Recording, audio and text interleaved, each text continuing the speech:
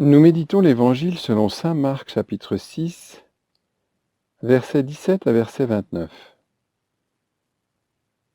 Le martyre de saint Jean-Baptiste.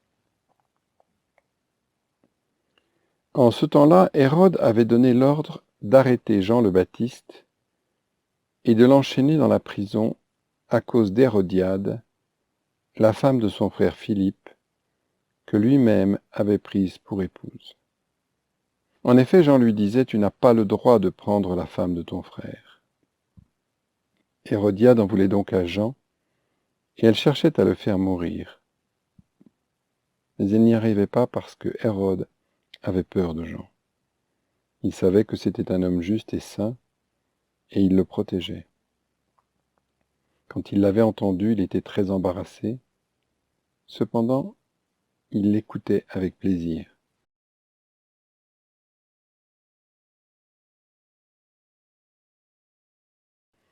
Or, une occasion favorable se présenta quand le jour de son anniversaire, Hérode fit un dîner pour ses dignitaires, pour les chefs de l'armée et pour les notables de la Galilée.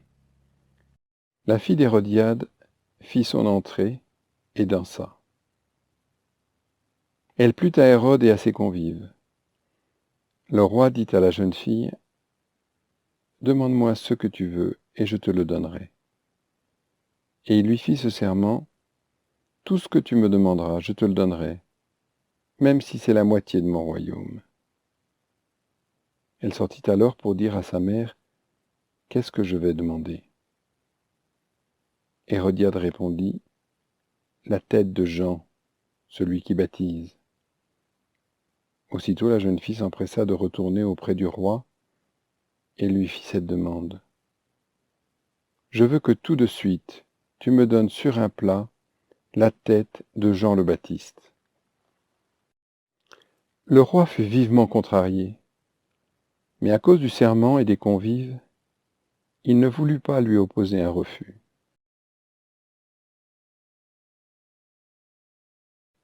Aussitôt, il envoya un garde avec l'ordre d'apporter la tête de Jean. Le garde s'en alla décapiter Jean dans la prison. Il apporta la tête sur un plat, la donna à la jeune fille, et la jeune fille la donna à sa mère. Ayant appris cela, les disciples de Jean vinrent prendre son corps et le déposèrent dans un tombeau. Prière. Seigneur Jésus, aujourd'hui ton Église célèbre le martyre de ton précurseur, Jean le Baptiste.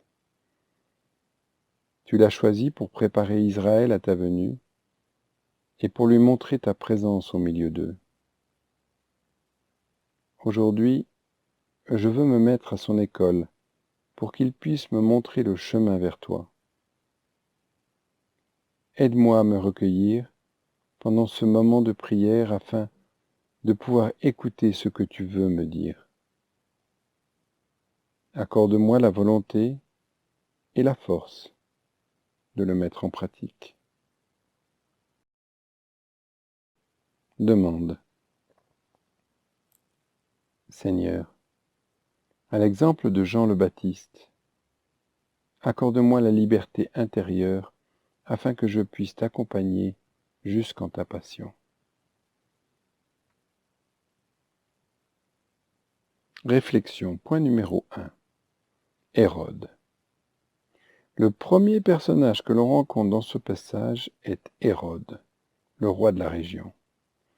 On s'imagine quelqu'un de riche, qui vit somptueusement, qui offre des grands banquets pour ses dignitaires. Il est puissant, il n'accepte pas l'opposition, et il met en prison quiconque ose parler contre lui. Mais on se rend bien vite compte que cet homme, qui étale sa grandeur et sa force, est plutôt celui qui vit emprisonné. Lui, qui semble diriger la situation, n'est pas en contrôle de sa propre vie et de ses actions. Il n'est qu'une marionnette et un esclave dans les mains des autres. C'est à cause d'Hérodiade qu'il met Jean en prison. Il protège Jean, oui, mais parce qu'il a peur de lui. Il aime l'écouter.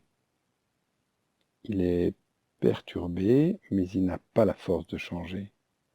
Finalement, il exécute Jean contre sa volonté, à cause du serment et des convives. C'est lui, l'esclave. Esclave du « que diront-ils » esclave de vouloir plaire aux autres. Point numéro 2. Jean. Jean-Baptiste, lui, est enchaîné dans une prison impuissant. Lui, la voix qui crie dans le désert est mis au silence. Lui dont la prédication a guidé tant de pécheurs à la conversion, ne tire d'Hérode qu'un sourire. Mais lui, il est libre.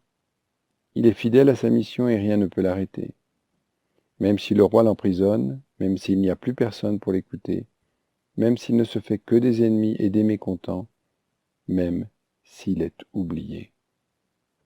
Il ne cesse de prêcher la vérité. Il est libre.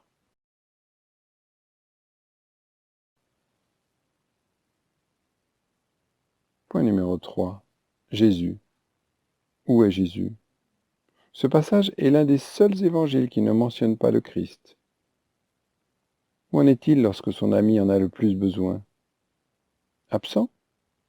Cette absence apparente du Christ est peut-être la plus grande souffrance de Jean-Baptiste.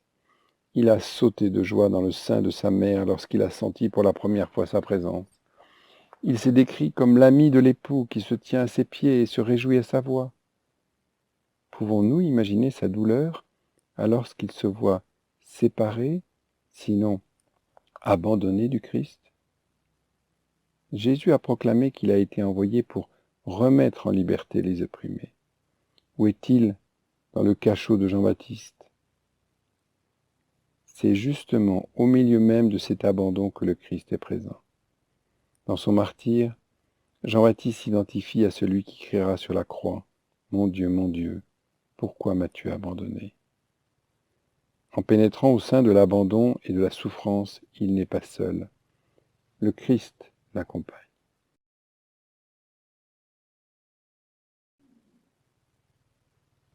Dialogue avec le Christ. Seigneur Jésus, te suivre semble trop souvent une perte. Il me semble que je récolte plus de ronces que de fruits. Même toi, parfois, semble loin de moi. Je te remercie pour Jean le Baptiste et pour son témoignage. Il me montre que cela vaut la peine de te suivre sur le chemin de la croix. Je ne suis pas seul sur ce sentier vers toi. Lui aussi l'a parcouru, et il est arrivé jusqu'au bout. Je te remercie aussi parce qu'en cette obscurité où tu sembles absent, tu es là. Lorsque je souffre, tu souffres en moi, tu m'accompagnes. Résolution. Aujourd'hui, lorsque je me trouverai au milieu de la souffrance, j'élèverai mon esprit vers Dieu et je le remercierai d'y être présent.